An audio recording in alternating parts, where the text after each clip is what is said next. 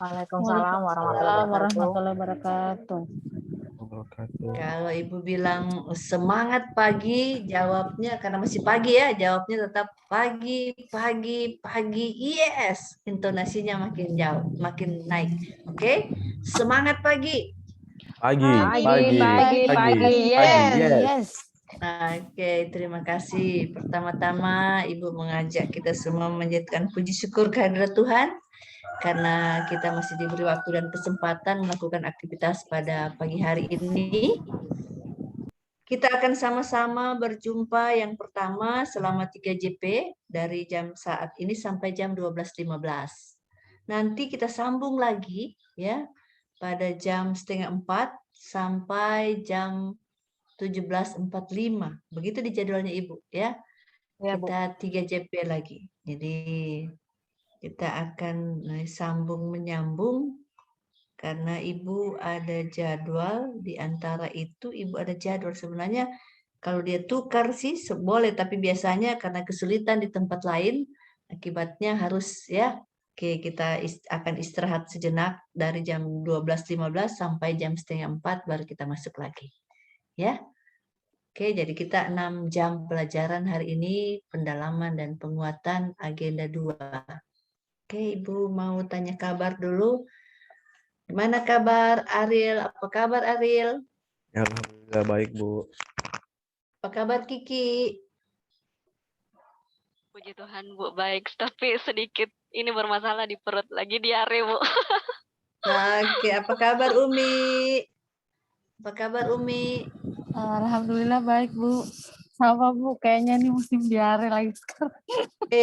Atasi itu. Wah, jangan pandang enteng diabetes. Kalau Ibu Iya, paling Bu, iya, mampan Bu. Siap. diabetes. iya. Dua kapsul saja diabetes aman Republik. Apa kabar Ika? Baik, Bu. Apa kabar Nurul? Apa kabar Nurul? Mana Nurul? Suaramu Nurul, mana? Apa kabar Nurul? Halo. Ya, kedengaran. Oh ya, alhamdulillah Ibu baik. Oke, Ibu sekalian cek sound ini maksudnya. Ibu tanya apa kabar, sekali cek sound, cek kehadiran, cek sound. Karena kita ini virtual. Oke, apa kabar Titik? Alhamdulillah baik, Bu. Oke, apa kabar Rahma?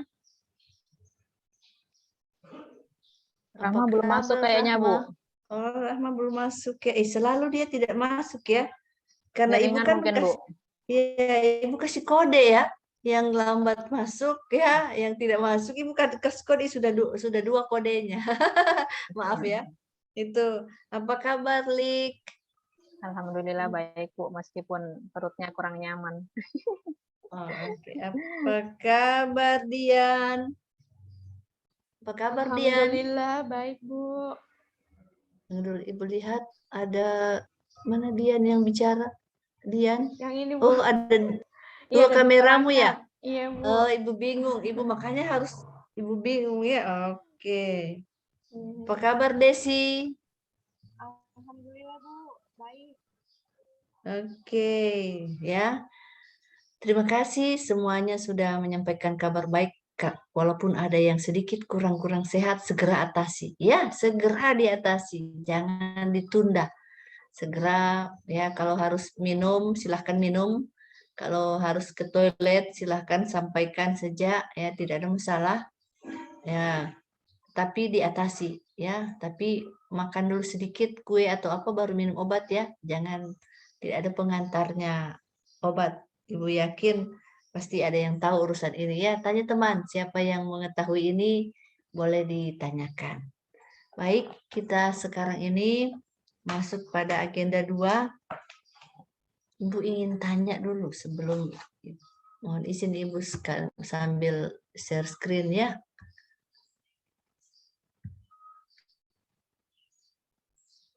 Ada yang ingin ditanyakan terkait dengan apa yang sudah kita pelajari dari 2 kali pertemuan?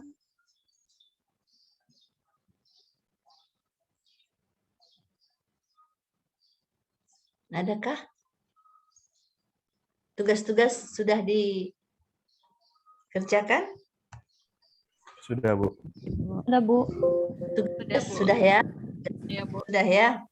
Oke, jadi nanti Nya belum kita bisa akan diupload, membahas Bu. tugas kelompok. Tidak apa-apa, tidak diupload. Kita bahas dulu di sini. Karena di sini waktu mengupload juga, waktu memaparkan, mempresentasikan, Ibu sudah menilainya.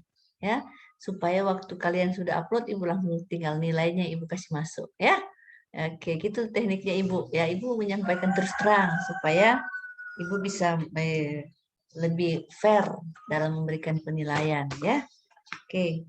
Dari agenda 2 kan ada 5 nilai dasar.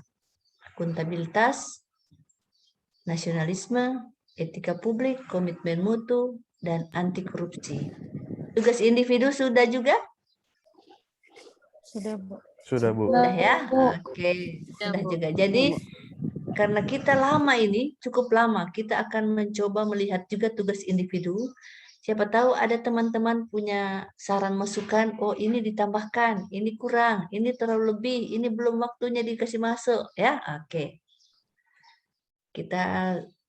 Ibu hanya mengingatkan kembali ya bahwa di dalam pembelajaran kita ya ada dasar-dasar yang kita pakai. Ibu sudah mengingatkan ya, ada peraturan lembaga administrasi negara nomor 1 tahun 2021 ya.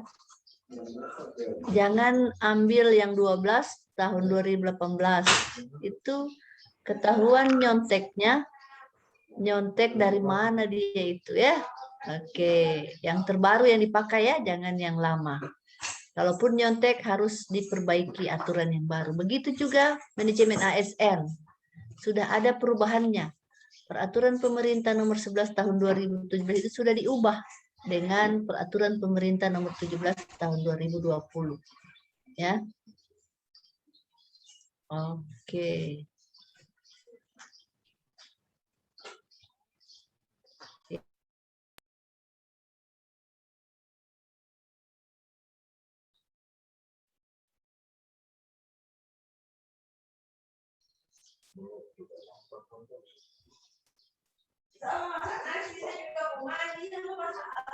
Oke, jadi kita akan melihat juga ya selain dasar-dasar prinsip dasar tersebut ya yang apa yang terkait dengan yang mendasari kita lihat di sini ya. Kita pada sini nanti akan ketemu dengan agenda 3, agenda 4 di mana habituasi ya.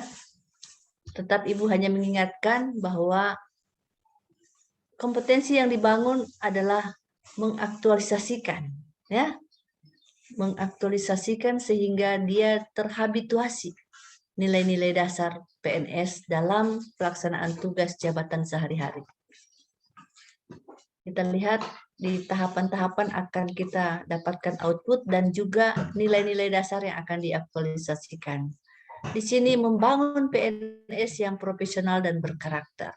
Ya, ini 5 kemampuan. Sudah banyak yang menyampaikan pendapat. Nah, sekarang mari kita lihat dulu tugas kelompok tentang analisis opini di balik kasus OTT. Silakan kelompok mana yang akan memaparkan, Ibu beri akses untuk share screen.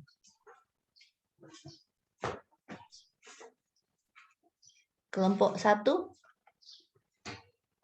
Silakan kelompok 1 yang terdiri dari Ariel, Kiki, Umi, Ika, dan Nurul. Oh iya, Bu. Oke. Silakan. Kelompok lain bisa menanggapi, ya, bisa menanggapi, memberi saran, masukan, pertanyaan terkait dengan apa yang dipaparkan.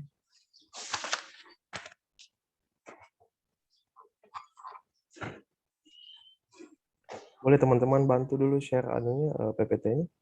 Boleh saya yang share, Dok? Iya. Oke. Yang OTT dia. OTT.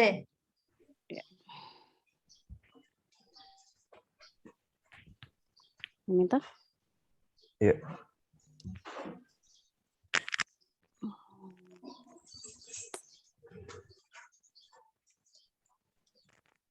Terima kasih kesempatannya, Bu. Di sini kami kelompok 1 akan memaparkan hasil diskusi kelompok mengenai tugas kelompok bagaimana mencegah perilaku koruptif di lingkungan tugas dan pesan di balik OTT. Kemudian kasus yang kami ambil saat ini adalah kasus tentang Bupati Kolaka Timur yang baru ditangkap sekitar Juni. bukan Juni itu dilantik. Oh iya, benar. Baru-baru dia Baru kemarin kayaknya sekitar bulan 21 September. Iya. Iya. Mana ini? Kenapa enggak? Oh iya. di sebelah kiri bawah. Iya, jadi ini kemudian deskripsi singkatnya mengenai pemberitaan tentang Bupati Kolaka Timur, Ibu Andi Merian Nur punya harta 478 juta. Ini headline dari beritanya. Kemudian sumbernya ada di kompas.com, di atas ada share-nya, ada link-nya. Jadi di sini deskripsi singkatnya kami memajukan jumlah uang dan dari mana uang tersebut di korupsi beliau. Jadi di sini ada uang 225 juta, fee atas kesepakatan pekerjaan proyek jasa konsultatif, kemudian perencanaan 2 unit jembatan, kemudian jasa perencanaan pembangunan 100 unit rumah, kemudian ada juga tentang fee kesepakatan sebelumnya senilai 250 juta, sehingga totalnya kurang lebih 478 juta. Next. Kemudian ini opini yang kami dan teman-teman angkat. Jadi Ibu Bupati ini, Ibu AMN ini baru-baru saja dilantik Juni 2021 sebagai Bupati Kolaka Timur, kemudian menjadi Bupati pertama di Sulawesi Tenggara, dan sangat disayangkan karena Bupati pertama wanita, kemudian baru saja dilantik, tapi terjerat dalam kasus suap. Kemudian usianya masih muda, jadi politikus yang sukses menjadi bupati, malah terjerat langsung dengan perilaku korupsi. Oke, next. Ya, boleh dibantu Ibu Eka lanjut. Dari hasil diskusi kelompok kami, ada pesan di balik berita OTT Bupati Kolaka Timur ini. Pertama, kita harus benar-benar memahami bahwa jabatan adalah sebuah amanah. Kedua, para penyelenggara negara harus memegang teguh sumpah dan jabatannya dan bekerja sebagai pelayan masyarakat sebaik-baiknya sesuai dengan tugasnya. Ketiga, penyelenggara negara sejatinya dapat bekerja dengan tulus. Keempat, penyelenggara negara seharusnya dapat lebih merakyat dengan menerapkan gaya hidup yang sederhana. Kelima, harus banyak bersyukur dan menjaga amanah yang telah dipercayakan. Keenam, penyelenggara negara diharapkan lebih memahami dan mempraktekkan nilai-nilai Pancasila dalam pengerjaan tugas negara. Ketujuh, perilaku korupsi ini tidak mengenal usia. Kedelapan, akar dari korupsi adalah tertanamnya paham bahwa jabatan didapatkan dengan biaya, sehingga setelah mendapatkan jabatan mereka butuh timbal balik. Itu. Dan kesembilan, KPK semakin banyak melakukan pencegahan praktek korupsi tingkat pejabat daerah. Nah, diharapkan semoga bisa menjerat oknum koruptor di tingkat yang lebih tinggi, yang lebih banyak merugikan negara dan masyarakat. Lanjut, sebagai pejabat pemerintah, jangan pernah merasa bahwa semua tindakan dan perilaku terlepas dari pengawasan KPK, baik itu pemerintah pusat maupun daerah. Lalu, harus selalu diingat bahwa kita sebagai seorang PNS merupakan orang yang terpilih yang dapat dipercaya oleh negara, mampu melaksanakan tanggung jawab untuk memberikan pelayanan terbaik bagi bangsa. Karena tanggung jawab tersebut, negara memberikan hak dan fasilitas yang lebih kepada PNS dan keluarganya, sehingga sangat tidak pantas bagi seorang PNS untuk melakukan perbuatan yang melanggar hukum yang merugikan negara seperti korupsi. Lalu seorang pejabat pemerintah sebaiknya selalu berpikir sebelum bertindak karena banyak mata yang mengawasi setiap tindakan yang kita lakukan. Boleh dilanjut? Ya, Ibu Hariska, tolong presentasinya dilanjut. Baik, terima kasih atas waktunya. Jadi di sini cara mencegah perilaku koruptif di lingkungan tugas, yaitu yang pertama meningkat ilmu spiritual masing-masing tadi, kita perkokoh iman, kemudian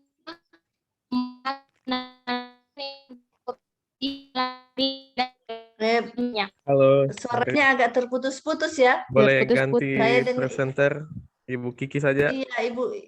Oke, Ibu dengar putus-putus ya. Iya. Oke, ganti ya. Baik, terima kasih. Di sini kita bisa lihat cara mencegah perilaku koruptif di lingkungan tugas. Yang pertama, meningkatkan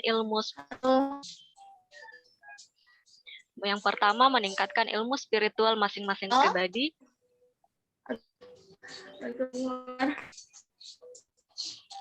Memahami dan menanamkan nilai anti korupsi dalam diri dan mengimplementasikannya. Kemudian yang ketiga, memahami tugas dan jabatannya sebagai pelayan publik. Keempat, membiasakan diri untuk hidup sederhana. Kelima, menerapkan regulasi dengan sanksi yang lebih mengikat. Kemudian yang keenam, selalu mengikut sertakan Tuhan dalam setiap pekerjaan dan selalu meningkatkan kualitas keimanan dan ketakwaan kepada Tuhan yang Maha Esa. Yang ketujuh, diperlukan pembinaan secara moral dan akhlak terhadap para penyelenggara negara akan nilai-nilai Pancasila. Yang kedelapan, diperlukan keterbukaan antara atasan dan staf dalam pengelolaan anggaran.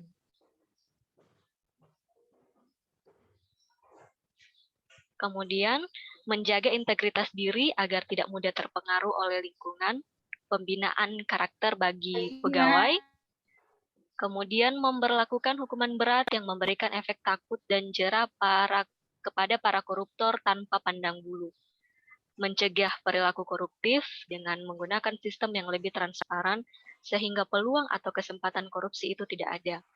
Kemudian pendidikan untuk penyelenggara negara bahwa korupsi itu jahat. Pada dasarnya kembali pada diri pribadi penyelenggara negara tersebut untuk menumbuhkan dan mempertahankan prinsip untuk tidak melakukan tindakan korupsi meskipun kesempatan terbuka lebar. Mungkin bisa dilakukan pembinaan spiritual secara berkala. Kemudian yang ketujuh, pejabat negara perlu memahami dampak dari tindakan korupsi tersebut. Terima kasih.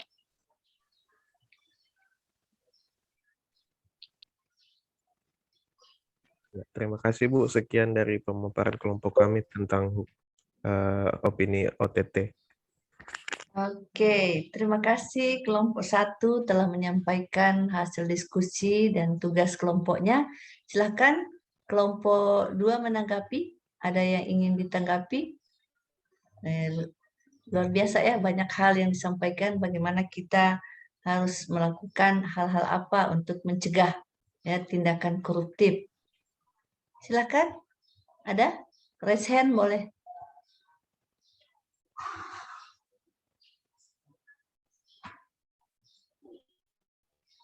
Siapa yang mau raise hand? Kelompok 2? Kelompok 2 itu terdiri dari Titik, Rahma, Lik, Lian, dan Desi. Silakan komentar. Ada yang ingin dikomentar? Ya, silakan Rahma. Rahma raise hand. Silakan langsung. Baik, terima kasih Bu. Assalamualaikum warahmatullahi wabarakatuh. Waalaikumsalam. Selamat pagi Bu, menjelang siang. Ya, selamat pagi. Bu, pertama-tama mohon maaf Ibu, saya bergeser ke tempat yang agak stabil jaringannya. Ya. Iya, begini, terima kasih atas penjelasan dari kelompok 1. Ya.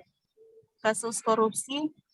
Di sini yang tadi sudah dijelaskan beberapa cara pencegahan perilaku koruptif.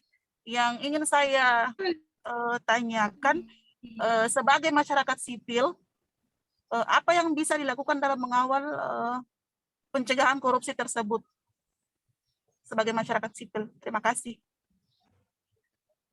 Oke, ada Rahma bertanya ya.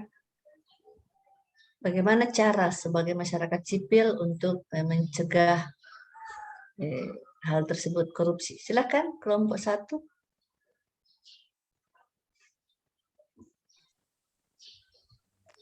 Terima kasih atas pertanyaannya. Di sini saya akan mencoba menjawab bagaimana masyarakat sipil atau masyarakat biasa bisa mengawasi para pejabatnya dari perilaku koruptif.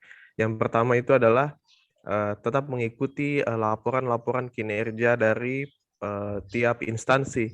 Jadi tiap instansi itu ada pelaporan kinerjanya, kemudian pelaporan proyek.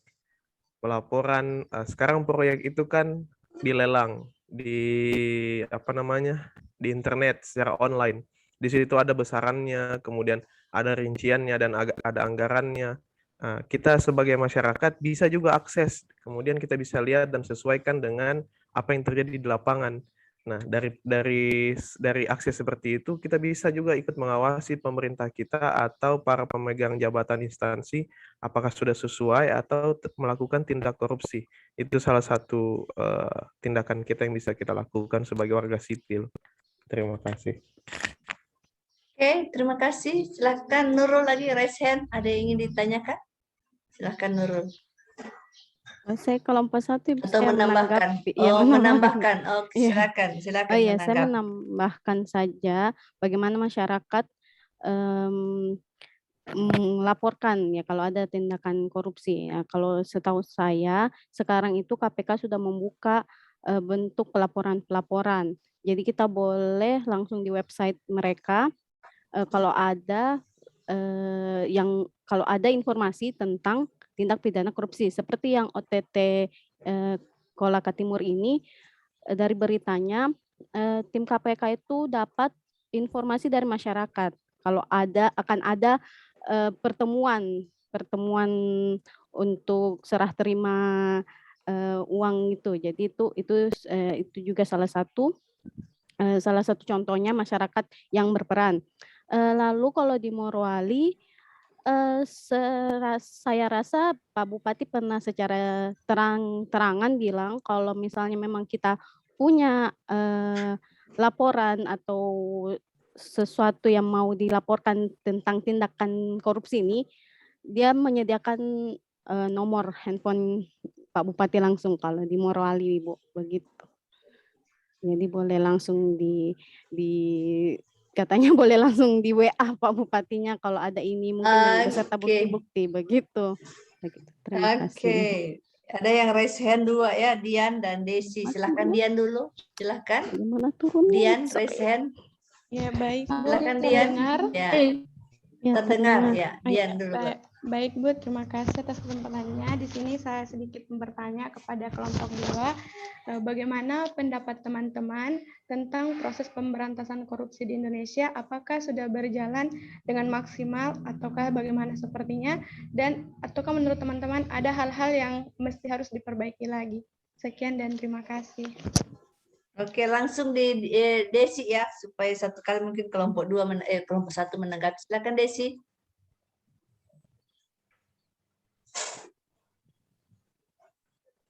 Desi silakan bertanya, setelah itu Titik. Oh iya Bu. Assalamualaikum warahmatullahi wabarakatuh. Saya izin bertanya, cara mencegah perilaku koruptif di lingkungan tugas tadi ada salah satunya yaitu menerapkan regulasi dan sanksi yang lebih mengikat. Maksud dari sanksi yang lebih mengikat itu contohnya seperti apa? Terima kasih. Oke, supaya satu kali dijawab ya oleh kelompok 1. Silahkan Titik.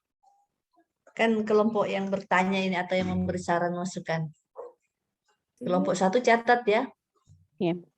Assalamualaikum warahmatullahi wabarakatuh. Waalaikumsalam warahmatullahi wabarakatuh. Saya ingin sedikit bertanya kepada kelompok 1. Di slide 7 tadi di poin ketiga ada memberlakukan hukuman berat yang memberikan efek takut dan jerat para koruptor tanpa pandang bulu.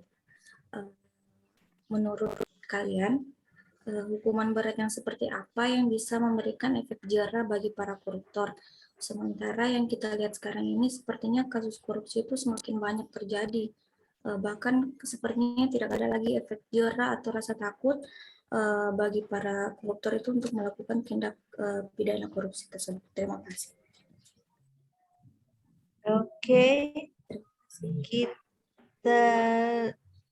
kita dengar dulu ya. Kita dengar dulu bagaimana tanggapan dari kelompok 1. Silakan kelompok 1.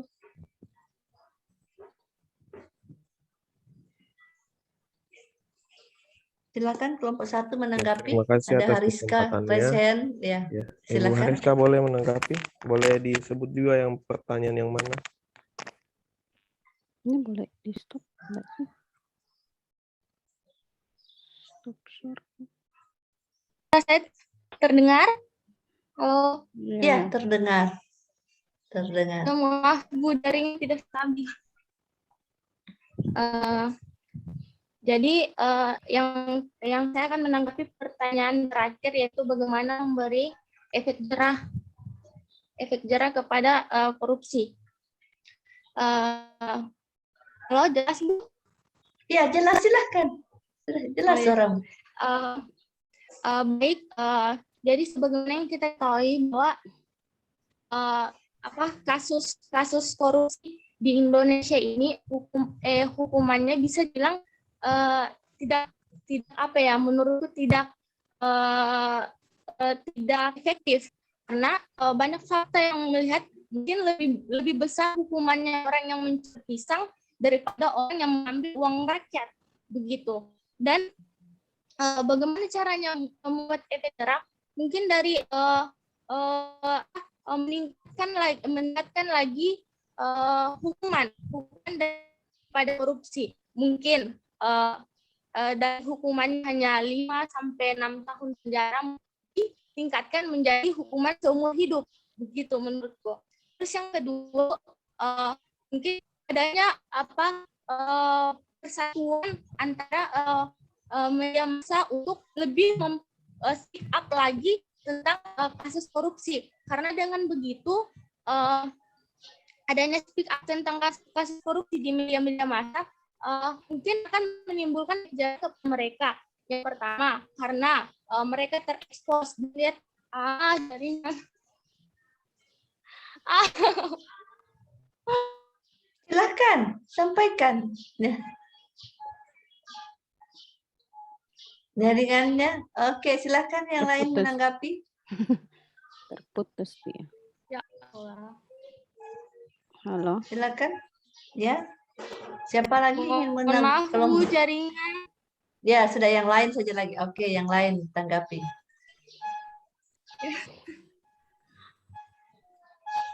Ya, Rebecca, silakan. Ya. Sudah dia. Ya, terima kasih kesempatannya. Mungkin langsung lanjut dulu yang tadi efek takut dan jerah seperti apa. Kalau kita lihat sekarang kayaknya KPK lagi mulai bekerja, mulai bekerja lebih serius menanggapi korupsi ini. Jadi bagaimana membuat efek takut ialah dengan ini korupsi kecil ini kepala daerah ini langsung ditangkap.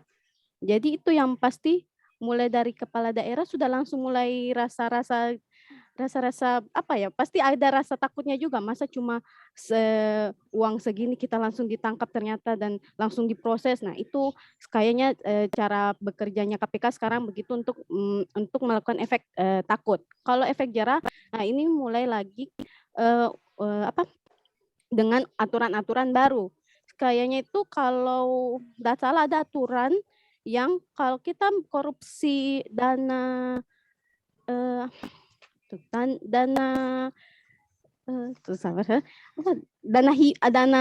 untuk kemanusiaan dana untuk masyarakat tuh langsung hukumannya hukuman mati. Karena bansos kayak begitu dia hukumannya katanya langsung hukuman mati. Nah itu diharapkannya menjadi bisa menjadi efek jerah bagi para koruptor ini. Nah, dan lanjut lagi pertanyaan dari Dian, apakah proses pencegahan ini sudah maksimal? Kalau kita bilang maksimal mungkin belum, tapi sudah menuju ke sana karena pemerintah sudah punya 3 solusi pencegahan. Tunggu ya. Mana pencegahan? Pokoknya pencegahannya itu dia sudah ada proses menuju ke sana. Ada kayaknya di sini. Nah ini yang pertama memang membuat regulasi yang lebih kuat atau lebih memberikan efek jera. Terus yang kedua membuat suatu sistem yang transparan agar kesempatan untuk korupsi itu nol, tidak bisa sama sekali. Terus yang ketiga dengan adanya pendidikan agar pendidikan anti korupsi seperti itu. Dan memang dari 3 ini kayaknya sudah bagus dan diharapkan akan terus berjalan semakin baik dan memberikan efek penanggulangan korupsi yang lebih baik nantinya. Begitu, Dian. Oke. Iya, Luar Ibu. biasa. Masih ada yang ingin menanggapi dari kelompok 1 dengan pertanyaan tadi? Itu dari beberapa penanya saja sudah padat ya. Padat pertanyaannya. Silahkan memberi tanggapan. Masih ada? Ibu beri kesempatan. Ya, Ibu Kiki mungkin. Ya, terima kasih. Di sini saya akan mencoba menjawab nih pertanyaan dari Dr. Desi Amaranta. Di situ tadi pertanyaannya cara mencegah tindakan korupsi di lingkungan tugas, kemudian regulasi dan sanksi-sanksi yang lebih mengikat. Jadi kalau misalnya di lingkungan tugas korupsi itu kan bukan hanya dalam bentuk korupsi terhadap uang, misalnya uang. Kalaupun misalnya terjadi di lingkungan tempat tugas ada korupsi seperti hal tersebut, saya rasa ada regulasi yang mengatur itu, jadi bisa diberikan hukuman sesuai dengan regulasi tersebut. Dalam hal ini misalnya penggantian dari materi yang sudah dia korupsi, kemudian bisa juga sanksi yang selanjutnya itu dia diberhentikan secara tidak terhormat misalnya. Kemudian korupsi yang lain, misalnya korupsi waktu. Biasanya di lingkungan tempat tugas itu sering sekali terjadi yang namanya mengulur-ulur melaksanakan kegiatan sampai akhirnya pembuatan laporan terhambat ataupun pencapaian kinerjanya itu bisa dikatakan lebih rendah karena dari segi individunya tersebut yang selalu mengulur-ulur waktu. Nah, korupsi waktu di sini itu bisa saja diberikan sanksi terkait dari regulasi-regulasi yang sudah dibuat oleh pimpinan. Misalnya, apabila dia tidak maksimal dalam menjalankan tugasnya, itu bisa saja jasa-jasa yang semestinya dia dapat itu dipotong. Kalaupun dia tidak berhasil pada saat dipotong 50%, mungkin kita bisa berikan dia pemotongan 100% sekalian, supaya ada sedikit rasa jera di dalam diri bahwa, oh ternyata apa yang saya lakukan ini itu salah. Jadi saya harus perbaiki semua tugas saya, semua kinerja saya itu harus jauh lebih baik ke depannya. Terima kasih. Oke, luar biasa. Ada lagi yang mau memberi tanggapan? Bu Asliatun mau bertanya atau mau? Iya, silakan. Ya, silakan Ibu Asliatun. Kayaknya bertanya kan dia. Iya. Silakan. Ya, terima kasih Bu atas kesempatannya. Sebelumnya kami mohon maaf Bu dari kelompok 2 ini sepertinya memberikan kasus yang sama dari ini Bupati Kolaka Timur. Kan Ibu bilang jangan kasus yang sama. Ibu sudah pesan kan? Iya. Jangan sama. Iya, sepertinya kita miskomunikasi dengan kelompok 1. Oke. Ya, saya mohon maaf sebelumnya. Kemudian saya menanggapi sedikit ini tentang yang dipresentasikan kelompok 1. Bisa minta tolong slide yang selanjutnya, yang next. Jangan dulu kelompok 2 ya, kelompok 2 supaya bagus. Kan masih ada jeda ini sore nanti. Oh ya. Iya. Kasih bagus ya kasus yang lain. Karena kalau kasus yang sama Ibu tidak bisa memberi nilai kalian. Oh Ya. ya, baik Bu, baik. Ibu tidak Ya, akan bisa menilai kalau ya, siap, kasusnya siap, sama ya. siap, Oke, siap, jadi siap. nanti sore ya kalian akan Ya, presentasi. oke Bu, terima kasih. Ya. Saya bisa menanggapi ini yang poin 7. Ya, pejabat negara perlu memahami dampak dari tindakan korupsi. Jadi sebagian besar pejabat kita ini sebenarnya sudah paham tentang dampak tindakan korupsi ini. Cuman mereka itu kayak pura-pura tidak paham, sepertinya begitu, ya kan? Nah, tapi masih saja bertindak korupsi. Jadi bagaimana tipsnya, bagaimana solusinya agar lebih memahami lagi atau apapun itu? Karena mereka ini sebenarnya sudah paham, sudah tahu, tapi hanya bagaimana kayak godaan. Jadi bagaimana ini cara menanggapi statement ini? Terima kasih. Oke, silahkan. Ini tanggap pertanyaan yang terakhir untuk kelompok 1 ya. Silakan kelompok 1. Oh iya, terima kasih. Saya hanya ingin menambahkan untuk tadi jawaban pertanyaan Dian yang dipaparkan oleh Saudari Eka. Kinerja KPK pada saat ini mungkin belum maksimal ya, tapi semakin ke sini itu semakin terlihat bahwa ada usaha untuk memperbaiki. Terus mungkin ya di luar sana memang masih ada pelaku-pelaku korupsi lain yang belum mendapat keadilan. Dan itulah disinilah fungsi kita, peran kita sebagai baik itu sebagai ASN ataupun dari masyarakat sipil itu untuk bagaimana kita bisa membantu kerja dari KPK ini dengan memberikan informasi jika di luar sana ada yang kita ketahui tindakan-tindakan yang menuju ke korupsi itu. Mungkin itu sekian dari saya. Terima kasih. Ya, Ibu Hariska mau mencoba lagi? Ya, masih ada? Ya, baik Bu. Ini saya mau menanggapi tadi pertanyaan Ibu Lik tentang pejabat negara yang perlu memahami dampak dari tindakan korupsi. Jadi menurut pendapat saya Bu, korupsi kan ini berhubungan dengan watak perilaku seseorang. Jadi sebagaimana yang kita ketahui, watak atau perilaku itu sangat susah sekali diubah, apalagi sudah mendarah daging dalam diri kita. Mau sebesar apapun hukumannya, tetapi dari pribadi seseorang yang ingin berubah, mungkin itu agak susah Bu. Tapi kita bisa berusaha untuk melakukan suatu kegiatan, misalnya melakukan pembinaan karakter bagi pejabat-pejabat yang berada di suatu daerah ataupun pemerintah pusat.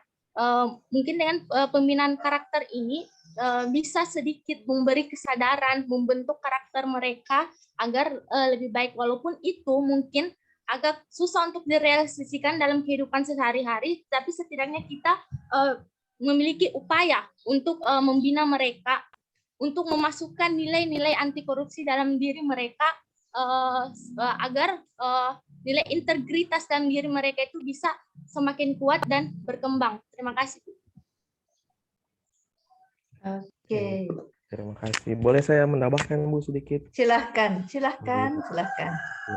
Terima kasih kesempatannya. Di sini saya akan menanggapi dulu dari pertanyaannya Ibu Dian, apakah sudah bagus pemberantasan korupsi di Indonesia ini? Yang pertama yang saya tanggapi adalah belum. Kenapa bisa? Soalnya karena ada perlakuan revisi Undang-Undang KPK yang tahun 2019 mengenai kasus yang kayak gimana yang KPK bisa tangani. Jadi kasus KPK itu yang bisa dia tangani itu kasus yang di atas 1 miliar nilainya. Nah, sedangkan kasus-kasus yang di bawah 1 miliar itu dilimpahkan kepada kepolisian. Bukannya mau merendahkan kepolisian, cuman sejauh ini dan track record-nya ya memang cuma KPK aja yang bisa kasih bagus korupsi ini. Jadi kalau misalnya dibatasi hanya di atas 1 miliar, ya kalau di desa-desa ya mungkin tidak sampai segitu, jadi tidak ditangani oleh KPK. Jadi itu enggak bagusnya. Kemudian untuk dampak korupsi dari Ibu Asli Hatun, para pejabat yang pura-pura tidak paham, sebenarnya paham, ya memang paham. Kemudian tadi sudah dijelaskan masalahnya ada di watak. Nah, selain di watak adalah masalah sistem yang ada di Indonesia ini. Coba kalian bayangkan untuk menjadi seorang bupati, untuk menjadi seorang gubernur, untuk menjadi seorang wali kota itu dananya berapa? Dananya dari siapa? Dari bupati saja minimal mungkin 5 miliar baru bisa jadi bupati di sini. Nah, 5 miliar dari siapa? Dari sponsor. Sponsornya itu ya dijanjikan apa? Dijanjikan iming-iming proyek dan lain-lain. Nah, kalau saya jadi bupati, bayarnya pakai apa? Nah, itu yang kesannya adalah kalau saya jadi bupati, karena saya pakai uang sendiri atau pakai uang orang lain, ya bagaimana caranya supaya saya bisa kembalikan uangnya orang? Nah, dari sistem itulah saja sudah salah. Dari mulai pemilihan bupati, dengan sistem seperti itu ya pastilah akan memicu tindak korupsi. Dan ada kasusnya Pak Bupati dari mana ya, yang saya lupa itu, yang bapak-bapak, yang sempat dia waktu sebelum ditangkap, dia bilang di media, bilang, kalau begini, tahu begini gajinya Bupati cuma 6 juta, mendingan saya korupsi. Ya, ada. Kalimantan. Ya. Dan ternyata dia buktikan, dia korupsi dan dia tertangkap. Nah itu gentleman sebenarnya. Nah, di situ kita membuktikan bahwa memang sistem pemilihan bupati atau pemimpin lainnya memang tidak bagus, sehingga memberikan kita harus korupsi ini untuk kasih kembali uangku yang sudah keluar di pemilihan tadi. Nah, mulai dari sistem pemilihan lah yang harusnya kita benahi. Menurut saya itu, Bu. Terima kasih. Oke, terima kasih. Kita beri aplaus dulu untuk kelompok 1. Ibu ingin sedikit mengulas, stop share dulu, Pak. Supaya Ibu bisa melihat. Ya, Bu. Ya, terima kasih. Kelompok 1 sudah mengulas dengan begitu baik.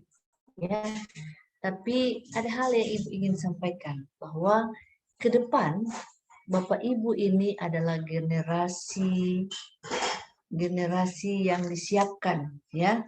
Generasi yang disiapkan oleh Kabupaten Morowali, ya.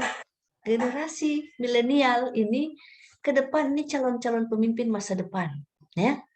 Nah, kenapa ini sudah diberikan pada saat pelatihan dasar? Yang ini apa mata pelatihan yang seperti ini? Karena kita tahu bersama bahwa KPK kalau sudah tangkap tangan itu dia tidak kerja rabu-rabu, orang Manado bilang, ya. Bukan kerja ece-ece dia.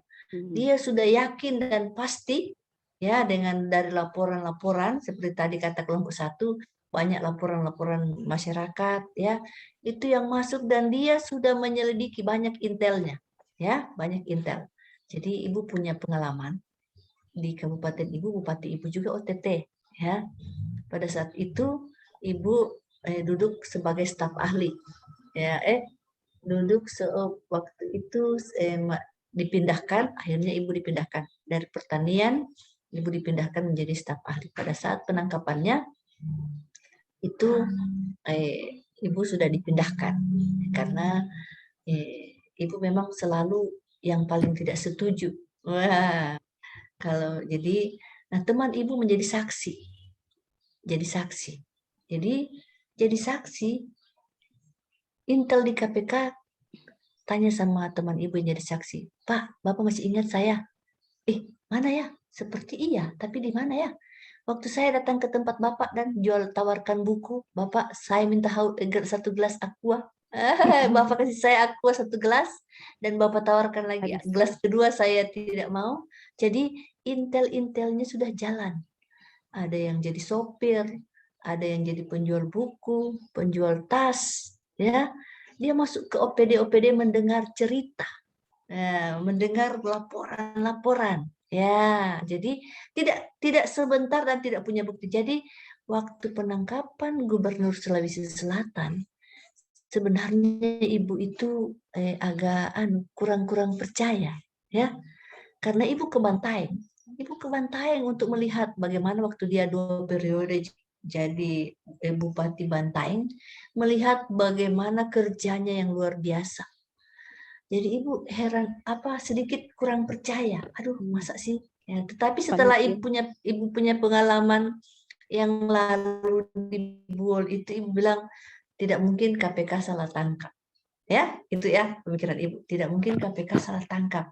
Karena KPK itu jadi tukang kebun, di Buol itu dia jadi tukang kebunnya bupati, ya, jadi tukang urutnya, jadi sopir, ya, jadi tukang jual buku, ya, jadi semuanya mereka peran untuk mencari informasi, itu ya. Jadi itu dalam waktu berbulan-bulan.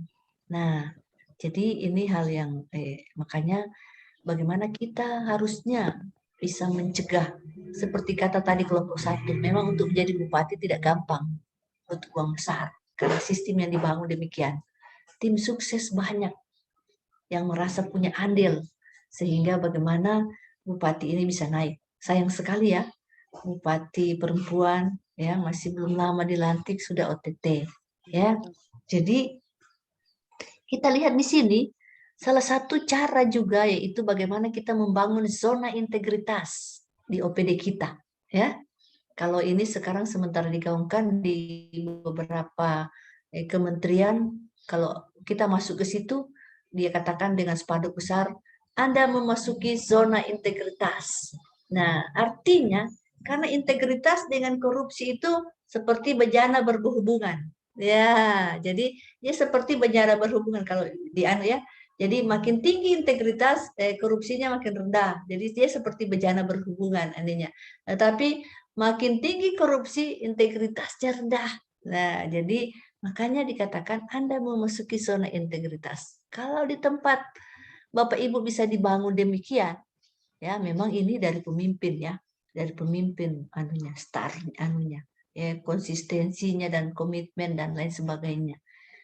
Itu misalnya masuk di puskesmas ya, misalnya atau masuk di rumah sakit umum daerah Morowali. Di situ ya bukan tidak mungkin ya ada yang akan menjadi direktur yang ada di hadapan Ibu ini ya. Jadi pas Ibu masuk, wah Ibu lihat, Anda memasuki zona integritas. Artinya ya di situ banyak hal sudah ditata dengan baik. Dan sebenarnya efek jera di PNS ini sudah banyak. Ibu punya teman ya, ada banyak yang dipecat dengan tidak hormat. Ya, dipecat dengan tidak hormat. Tetapi tadi juga sudah disarankan bagaimana membentuk diri, ya. Kita harus berkarakter. Contoh ya, waktu Ibu ada di Dinas Pertanian, Ibu masuk tim 9, ya.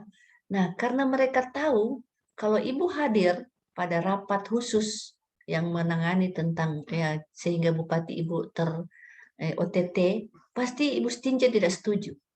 Nah, dia yang akan menolak dan bikin kacau rapat. Ya. Dan mereka tidak undang Ibu hadir. Padahal Ibu masuk dalam tim. Nanti Ibu lihat, kenapa mereka lagi rapat ya? Ibu tanya sama sekpri, kenapa ada orang itu? Rapat tim 9. Kenapa saya tidak diundang ya? Nah, dan itu yang melepaskan Ibu menjadi saksi. Sehingga Ibu tidak bertanda tangan kan, tidak terhadir, Ibu tidak jadi saksi, Ibu tidak terima uang duduk, Ibu tidak jadi saksi. Karena bertanya kenapa saya tidak, ya jadi mereka bilang kalau kau hadir bikin kacau rapat katanya, karena kau nanti yang tidak setuju. Nah jadi memang Ibu tidak suka, Ibu tidak setuju, Ibu punya prinsip, ya kalau itu merugikan, ya Ibu tidak mau. Ya kendati Ibu keluar dari sistem tersebut, ya. Begitu juga di dinas, ya.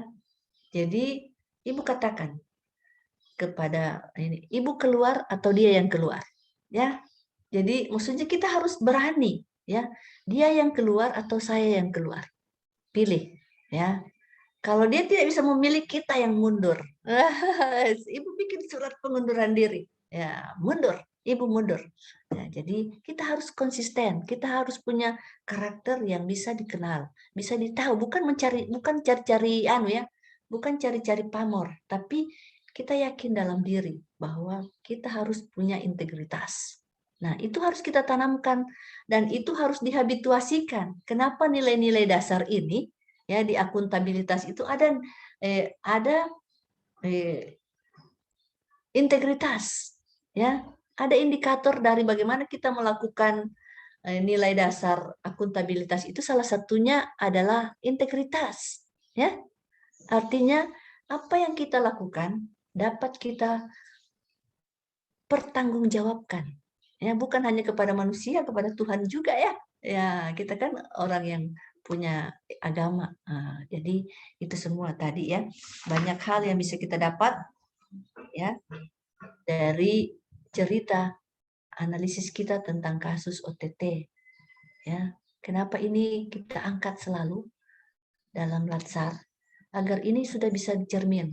Sekarang ini, ya, pemerintah sudah membentuk lembaga independen namanya Ombudsman, ya.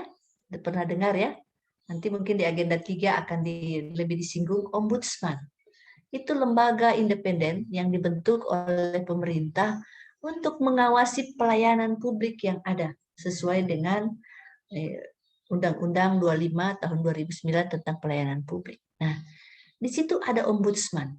Ada juga, ya, SMS yang 1708. Masyarakat pakai HP kulu-kulu saja yang cuma bisa SMS bisa menyampaikan informasi, ya. Nah, contoh di Jakarta, ya, contoh ibu baru-baru studi lapangan ke Jakarta membawa pelatihan kepemimpinan. Di Jakarta, tunjangan kinerja sangat tinggi, 32 juta. Wah, ibu bilang ibu tidak kerja apa-apa lagi kalau dapat tunjangan 32 juta tiap bulan di luar gaji. Tetapi menurut Kepala Dinas Perhubungan, ya, kami pernah mendapat 0, ya, tidak mendapat tunjangan kinerja pada bulan tersebut. Karena apa? Ombudsman ternyata belum ditanggapi oleh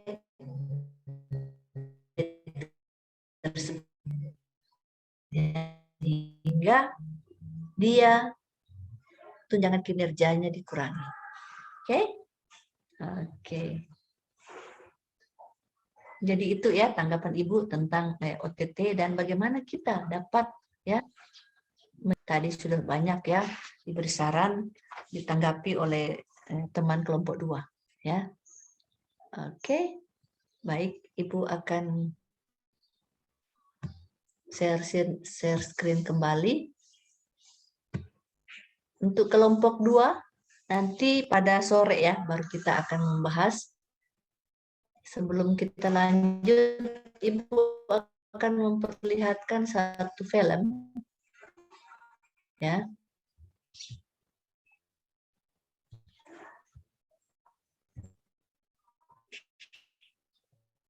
Kita sudah nilai dasar, 5 nilai dasar PNS yang kita jadi.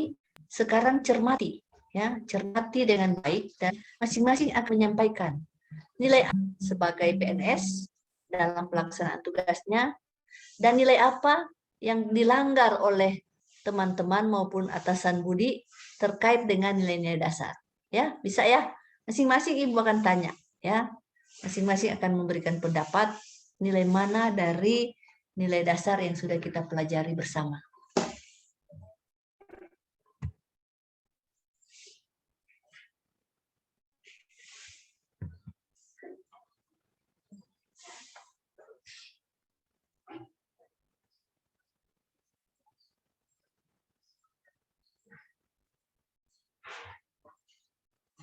Semoga filmnya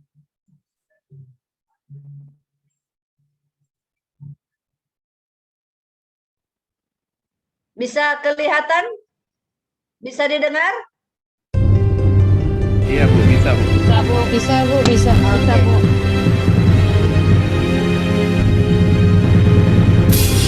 Iya, Bu, bisa, Bu.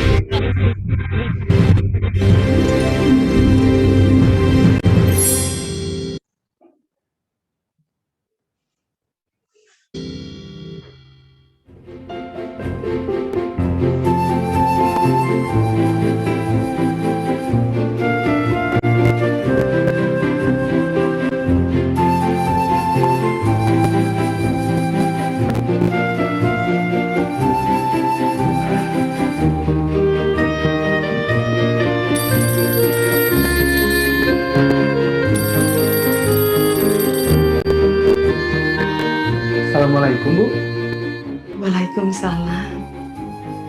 Sekarang hari pertama kamu kerja ya, nak? Iya, alhamdulillah hari ini udah resmi jadi PNS. Alhamdulillah. Ibu doakan semoga pekerjaan kamu lancar. Jangan lupa ya, kamu itu sekarang aparatur negara. Banyak tanggung jawabnya. Iya. Iya.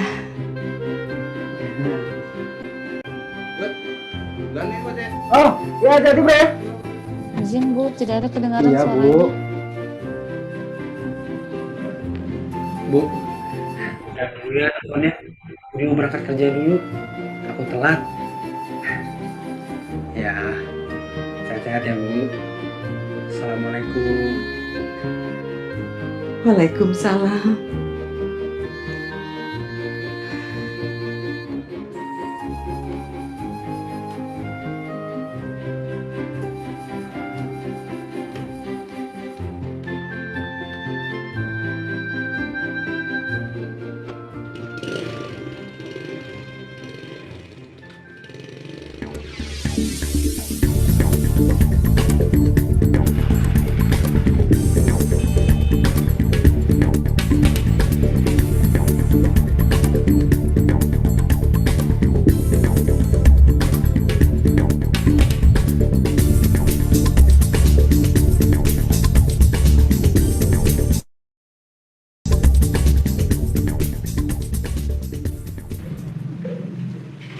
Dengar suaranya kan?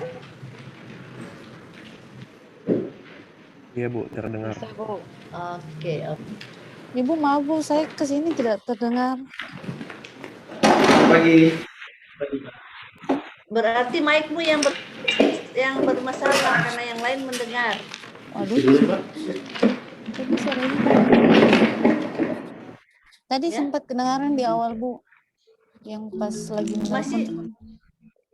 Masih sama ini ya. Tunggu. Bagus banget sih kalungnya. Ya Allah.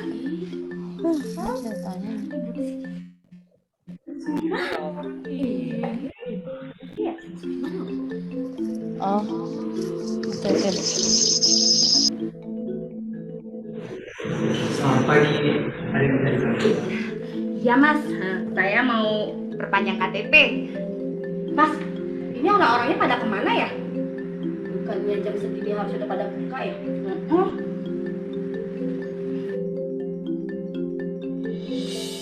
Mari Bu, saya bantu. Ini dia orangnya baru datang.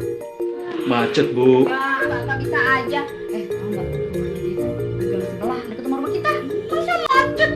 Ya, saya kan harus ngantar anak saya dulu sekolah Bu.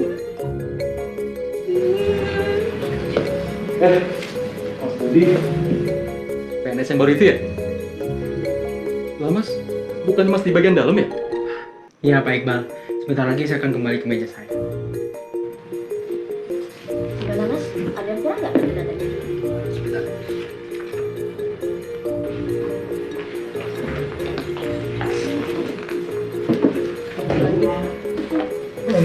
Ada yang bisa saya bantu?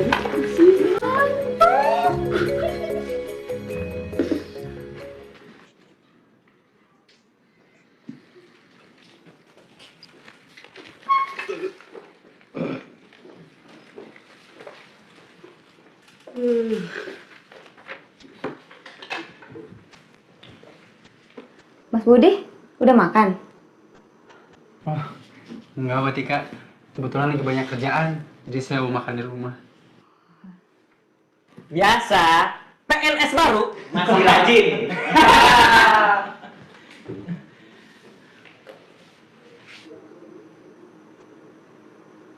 Loh, Pak Iqbal mau kemana? Saya mau jemput anak saya dulu, Mas. Memang istri Bapak nggak bisa jemput? Bisa sih, cuma katanya lagi malas. Saya duluan ya.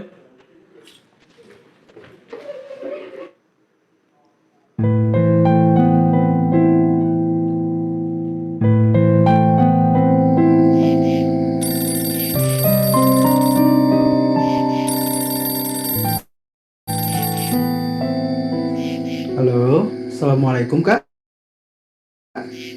Waalaikumsalam. Bud, kakak cuma mau ngasih tahu kalau ibu tuh sebenarnya udah sakit dari beberapa hari yang lalu. Loh, kok ibu nggak ngasih tahu aku, Kak? Ya biasalah ibu, kamu tuh kayak baru kenal sama ibu aja deh. Dia cuma nggak mau kamu khawatir. Kamu nggak mau jenguk ibu? Mau sih, tapi Tapi apa? Karena kerja. Ya ampun Bud, bolos sehari 2 hari kan nggak akan jadi masalah. Lagian juga yang kerja itu nggak cuma kamu doang. iya, tapi masalahnya kerjaan Budi lagi banyak, Kak. Kamu tuh.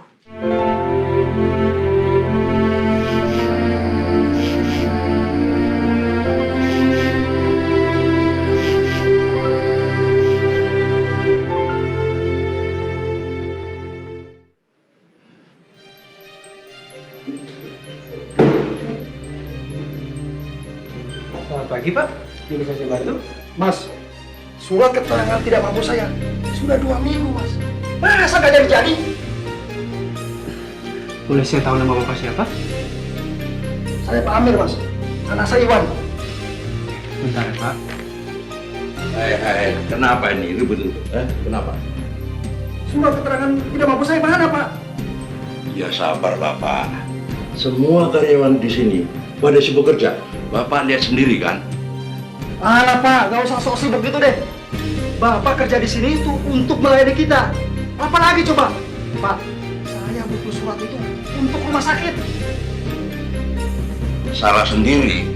Kenapa Bapak jauh-jauh hari tidak mengurusnya? Hah? Pak, saya sudah bikin surat itu 2 minggu yang lalu. Kerjaan Bapaknya nggak becus. Pak RT sama Pak RW aja, Pak. Bikin surat kayak gini cuma 1 hari. Bapak jangan kurang ajar ya. Saya bisa usir Bapak dari tempat ini. Ngerti? Anak saya sedang sakit parah. Kalau terjadi apa-apa dengan anak saya, Bapak mau tanggung jawab? Apa susahnya sih, Pak, tanda tangan? Sudah. Maaf, Pak. Pak Amir, saya mohon Bapak bersabar dulu. Saya janji, surat keterangan tidak mampu Bapak, saya selesaikan hari ini. Saya janji, Pak. Ya baik, Mas. Kalau gitu, saya permisi. Paling dia ngomong gitu biar cepat selesai berantemnya.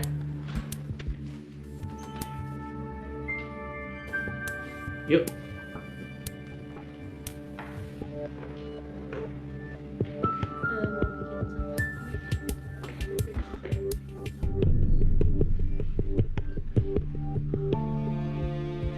Ini perpanjang atau bikin baru?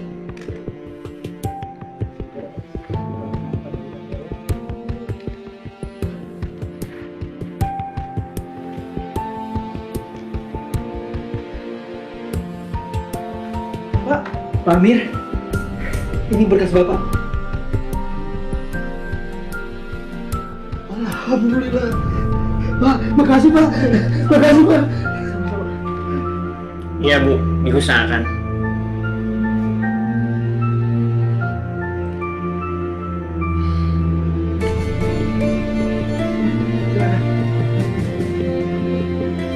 Tempat dulu buat anaknya, Pak.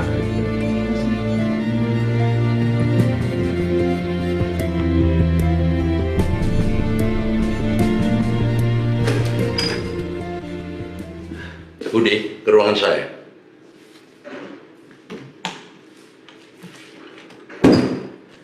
Bud, duduk sini, Bu.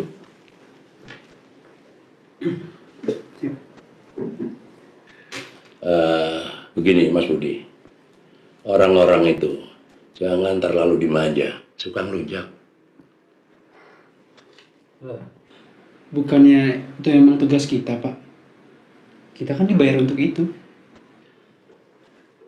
Tapi kan kamu lihat sendiri kan, orang-orang itu jadi kurang ajar kayak gitu. Maaf, Pak. Kalau menurut saya, mungkin Pak Amir itu dalam keadaan terdesak, Pak. Sekarang siapa yang tidak panik coba, Pak? Anaknya sedang sakit di rumah sakit. Wajar, Pak, dia panik. Ya terserah kamu deh. Ya udah, saya lagi banyak kerjaan. Silakan. Terima kasih, Pak. Permisi.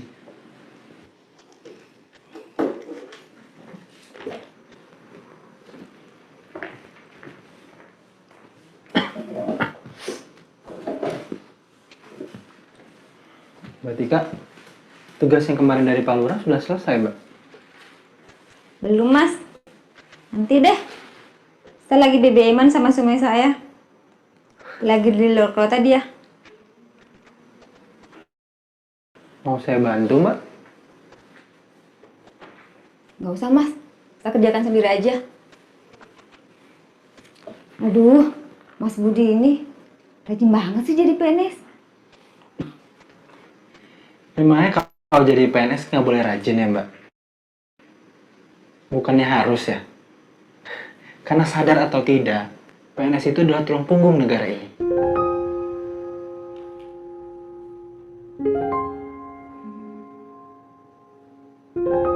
Juga ya, Mas.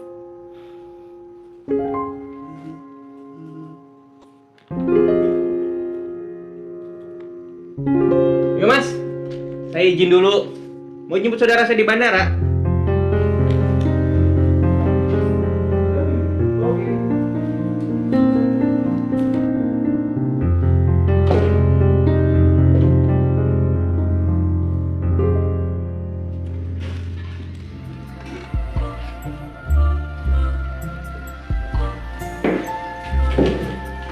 Selamat pagi, Pak Iqbal. Pagi, Madam. Pagi.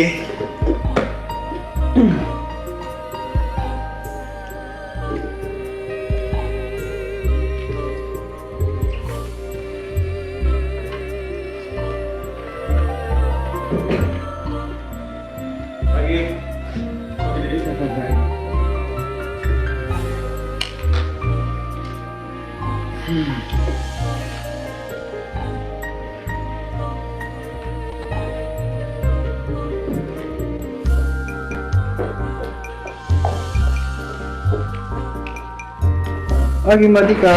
Pagi, Mbak. Mas Budi.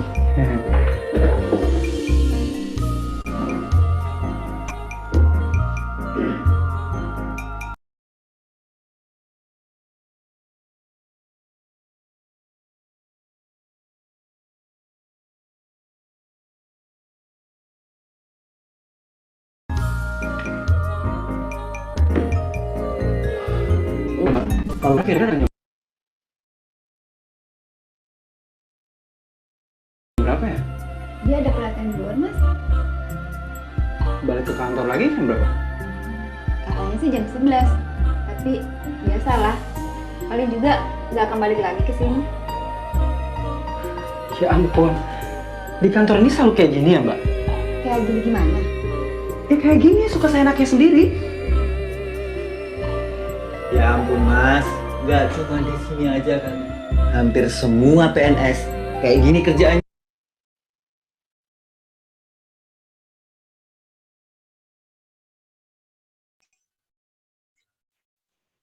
Maaf ya Bapak Ibu, terputus. Ada gangguan rupanya.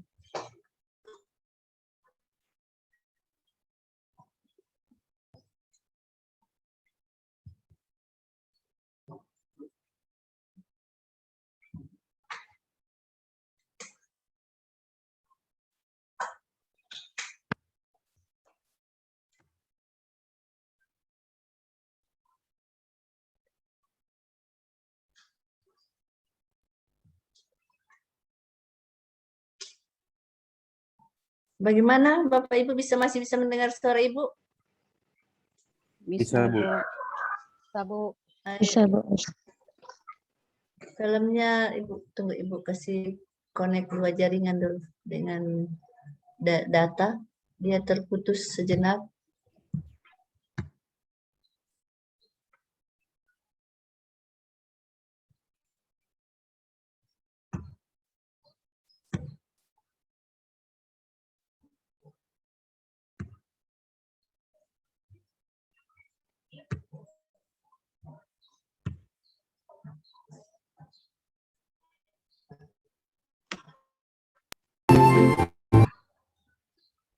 Sorong dulu dia ya, sudah hampir habis tadi.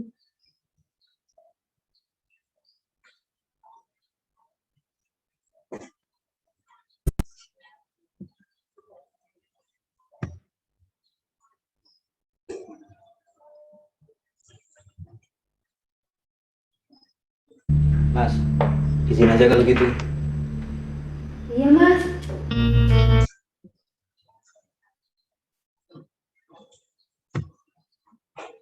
Maaf ya.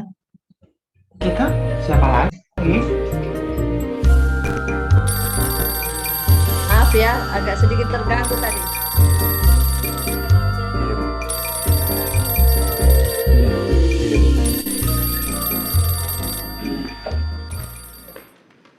Dan harus lu bilang orang baru sesuaikan diri.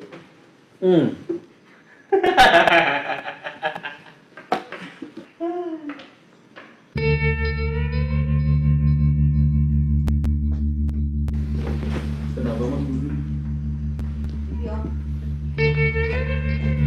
Ini Pak Iqbal, ibu saya masuk rumah sakit. Mas, izin aja kalau gitu. Iya, Mas. Sekali saja izin kan nggak apa-apa. Tapi pekerjaan saya masih banyak, Mbak.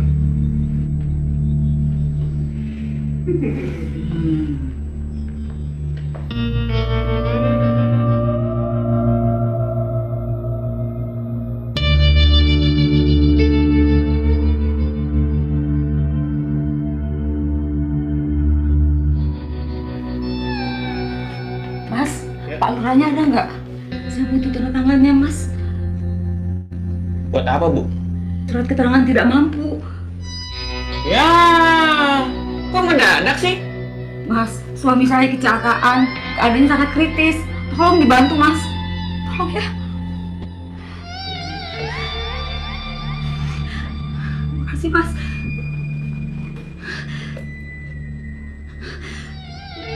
Udah Mas, pulang aja. Kasihan ibunya loh. Iya Mas, kerjaannya dilanjut besok aja.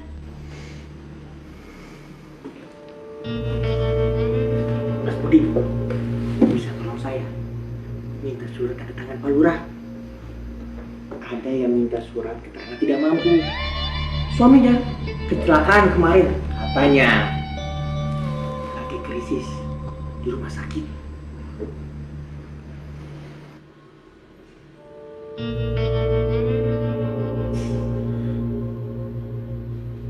Bangun, Nak. Nak, bangun.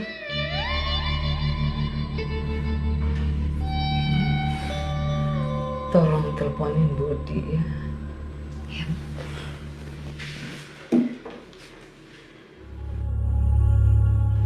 Udah Mas Budi. Udah bukan saatnya lagi jadi PNS rajin begitu. Besok kan masih bisa dikerjain. Betul, Mas. Tapi masalahnya ibu itu suaminya lagi dalam keadaan kritis di rumah sakit. Masa kita mau diam aja sih?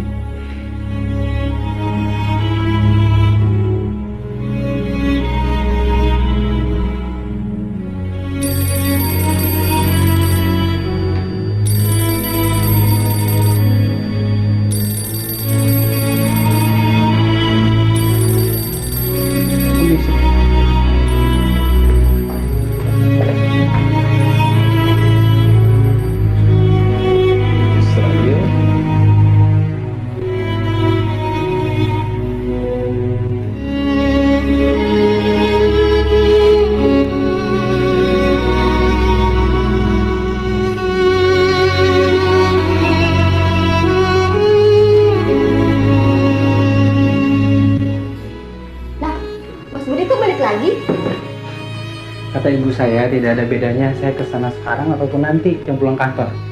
Ibu saya masih tetap saja sakit. Lagian di sana sudah ada dokter dan kakak saya.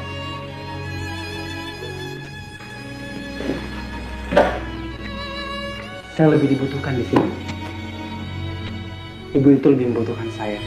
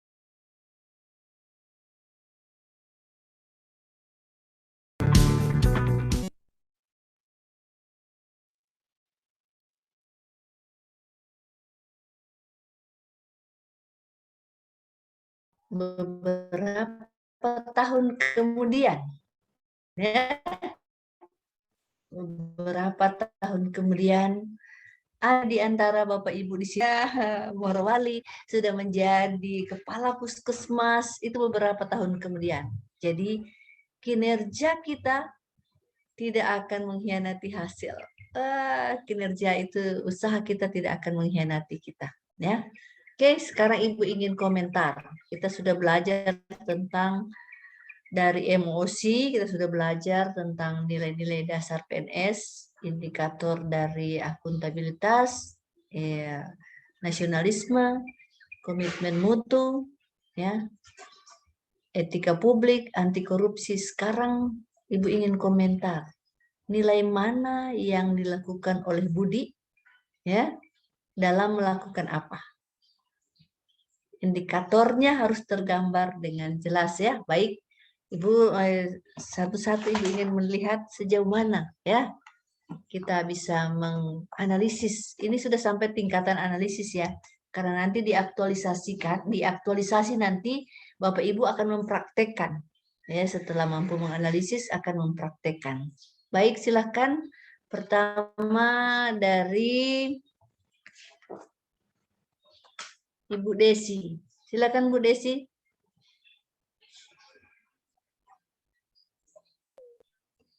Ya, Ibu. Nilai akuntabilitas yang ada pada Pak Budi yaitu tanggung jawab Ibu menyelesaikan pekerjaan dan tugas-tugas secara tuntas dan dengan hasil terbaik serta mampu mempertanggungjawabkan. Oke, nilai tanggung jawab, ya. Kemudian pada nasionalisme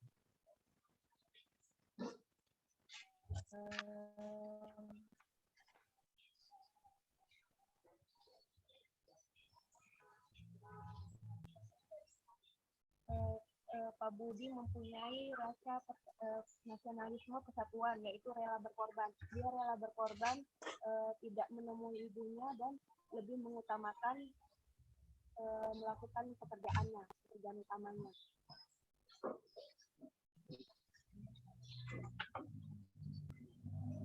Kemudian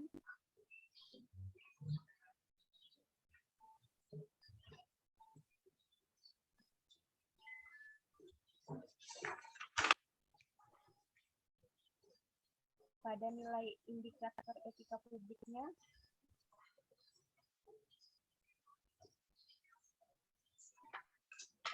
Pak Budi mempunyai etika publik yang jujur dalam menjalankan tugas sesuai dengan hati nurani yang bersih. Kemudian dia juga tulus memberikan pelayanan tanpa pamrih.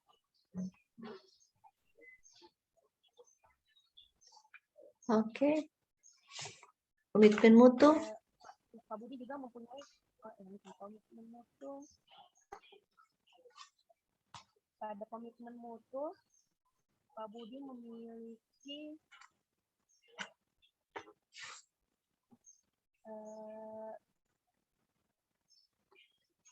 orientasi mutu, bekerja dengan komitmen bagi kepuasan masyarakat. Kemudian melayani dengan hati dan efisien, menjalankan tugas dengan tepat dan cermat. Lalu pada anti korupsi,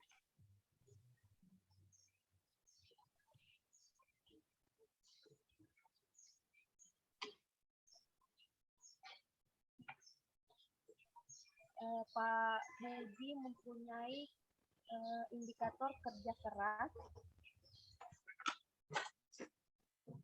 bekerja dengan hasil terbaik. Yang indikator yang ketiga memiliki ketekunan dalam bekerja untuk mendapatkan hasil yang terbaik. Kemudian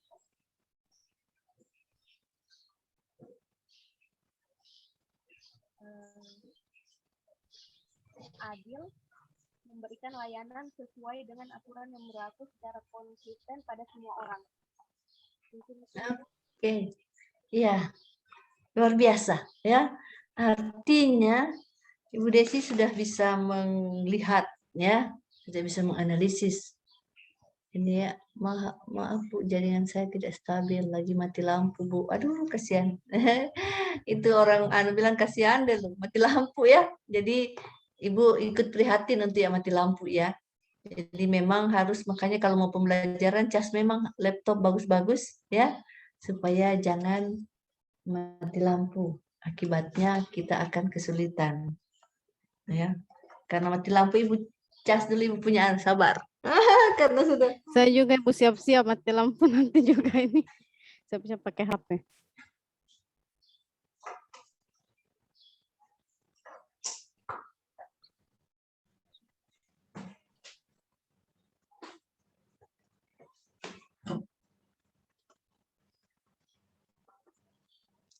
Oke. Terima kasih Ibu Desi, lanjut. Silakan Bu Dian berkomentar. Kalau yang sudah diangkat sama dengan Ibu Desi, ada yang sama, ada yang tidak, yang belum, yang tidak sama, yang diangkat coba mana? Ya, baik, Kalau Bu, bisa terima yang kasih. sama, oke, bilang sama. Ya, kalau yang tidak sama boleh disebut. Ya Bu, baik, Silakan. terima kasih atas kesempatannya. Jadi ada beberapa nilai yang diangkat dari Pak Budi. Yang pertama, akuntabilitas itu sama dengan Ibu Desi, yaitu tanggung jawab dalam artian bahwa menyelesaikan pekerjaan dan tugas-tugas secara tuntas dan dengan hasil terbaik serta mampu mempertanggungjawabkan. Untuk yang kedua, di nasionalisme, saya mengambil nilai keadilan sosial, yaitu bahwa Pak Budi gemar menolong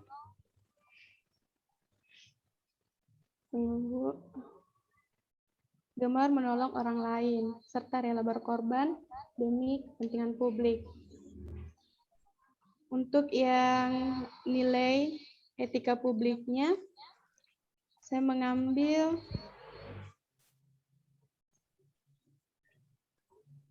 indikator yang pertama, yaitu tulus, ikhlas dalam memberikan pelayanan, serta tidak mengharapkan.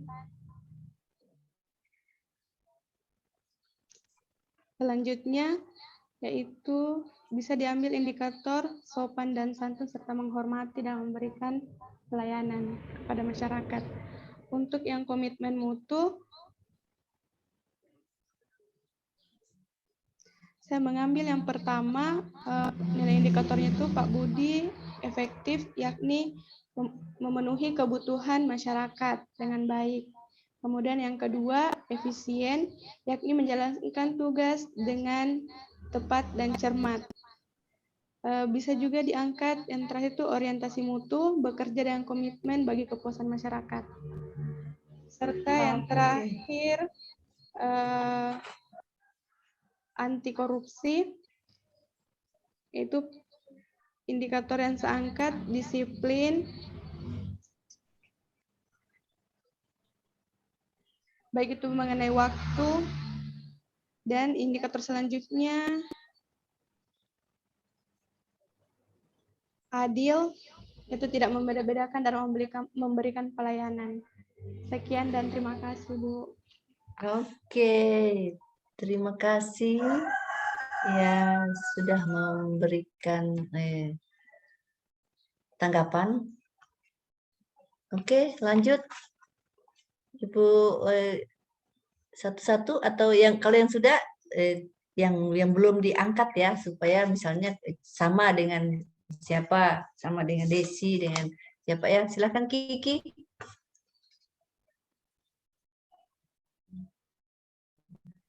Ya Bu, terima kasih.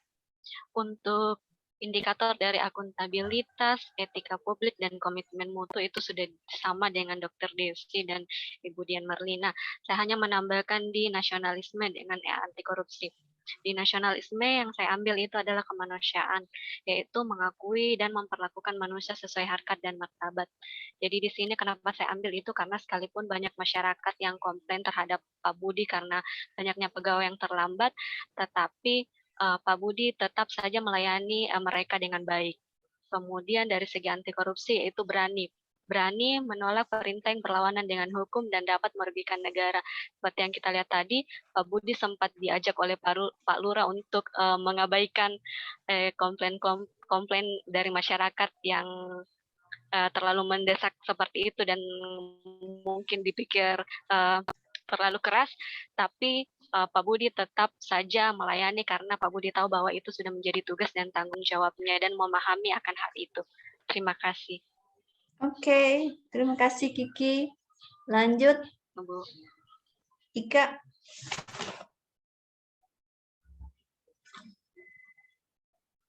Silakan Ika. Baik Bu, terima kasih.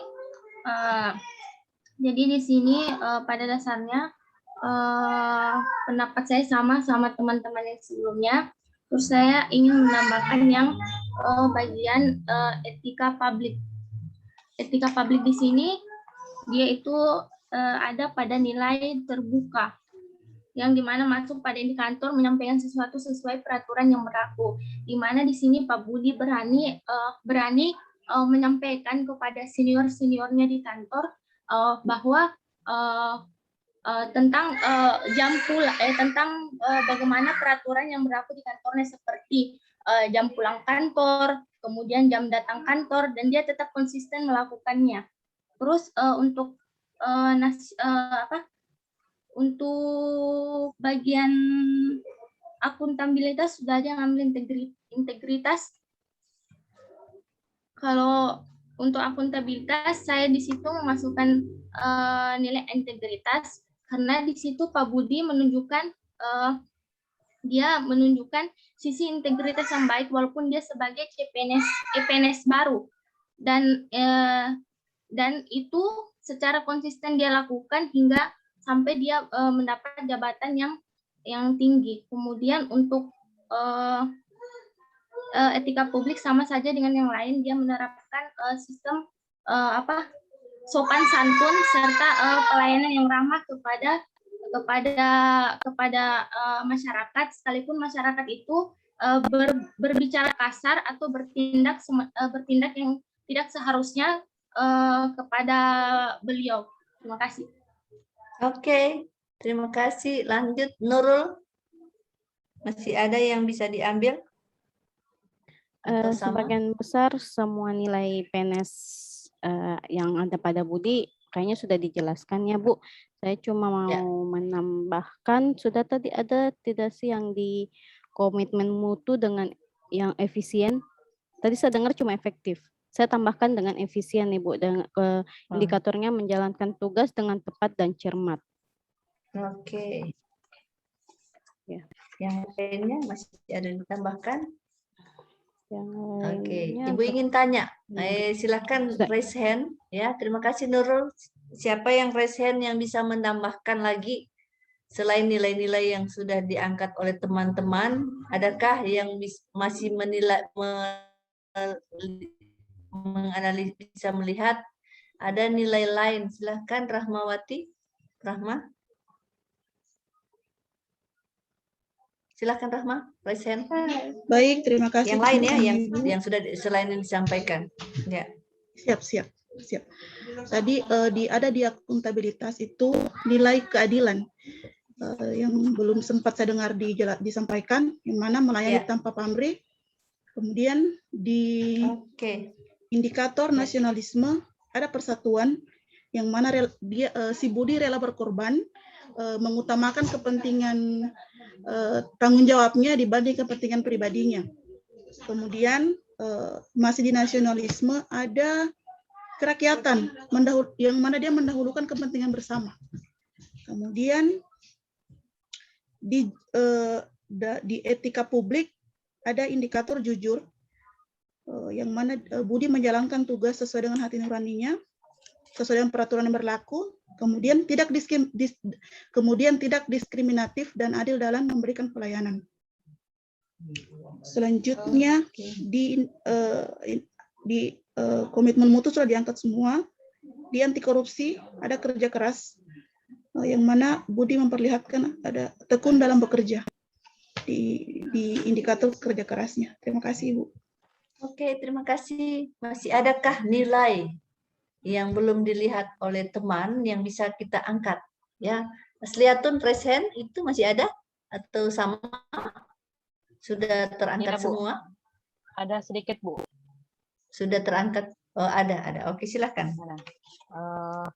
Di nilai nasionalisme, di sini ada indikator keadilan sosial. Ini ada dia mendahulukan kewajiban daripada haknya. Kemudian di anti korupsi ada jujur, tidak curang, kemudian disiplin. Itu Bu, sebagian besar sama Bu. Makasih. Oke. Ada jujur.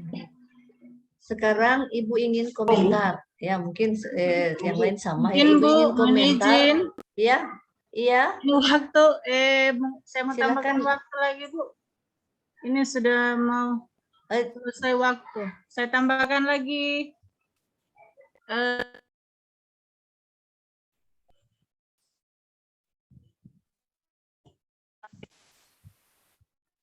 Mohon izin saya mana?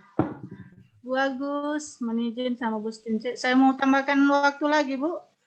Cukup sudah habis saya statement. Ibu Stince saya atur lagi, Bu. Nanti saja sambung lagi kalau sudah Nanti saja. Sudah salah-salah kok. Iya, tanggung Jadi ya. untuk agak ini cepat saya buka room, saya buka kelas. Ya. Akhirnya kelas sudah selesai. Apa-apa. Ya, nanti kita sambung lagi karena masih ada kan satu lagi, masih ada sesi lagi. Ya, jam 15.30. Kalau Bu Agus bagaimana, Bu? Sudah saya. Sudah. Berarti agenda 2 selesai, Bu ya? Selesai ya, sudah saya tutup. Saya belum masih lagi. Ya. Oke. Baik. Ya, boleh kita tutup ya? Oke. Nanti kita ketemu lagi jam 15.30 ya. Ya sampai jam 6 boleh ya. Saya tutup untuk kelasnya Bu Agus. Ya, mohon izin saya persilakan kepada yang bertugas untuk baca untuk laporan peserta dan tutup dengan doa. Disilakan. Siapa tadi? Ibu ya, Ibu Puput, silakan. Ibu Puput tadi, Ibu Puput. Ya, silakan. Perhatian untuk peserta, duduk siap, gerak. Lapor, peserta Latsar CPNS, Kabupaten Morowali, Angkatan 27, telah selesai menerima materi. Laporan selesai. Laporan diterima, sebelum istirahatkan, akhiri dengan doa. Laksanakan. Siap, laksanakan. Sebelum kita istirahat, mari kita berdoa. Berdoa dimulai.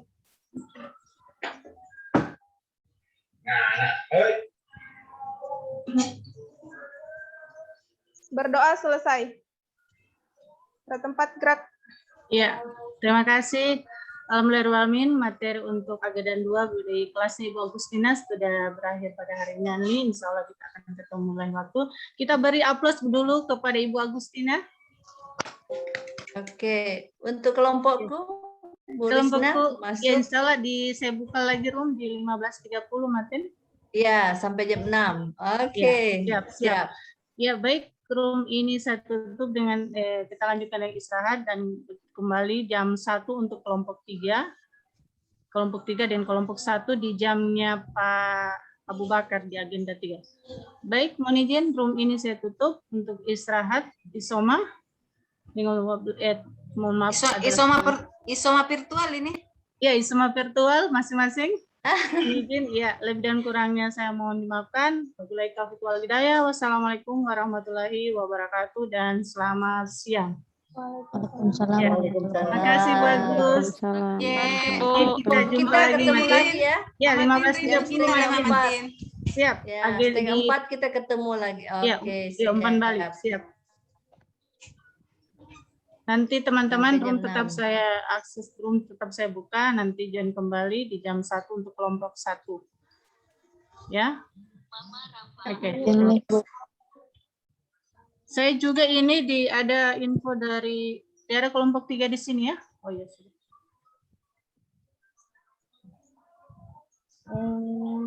Ya. Terima kasih. Ya, izin live, Bu. Ya, ada yang menanyakan Ibu Eka. Recordingnya di stopkan deh. Siapa ini? Iya, saya Bu. Oh iya, di stopkan.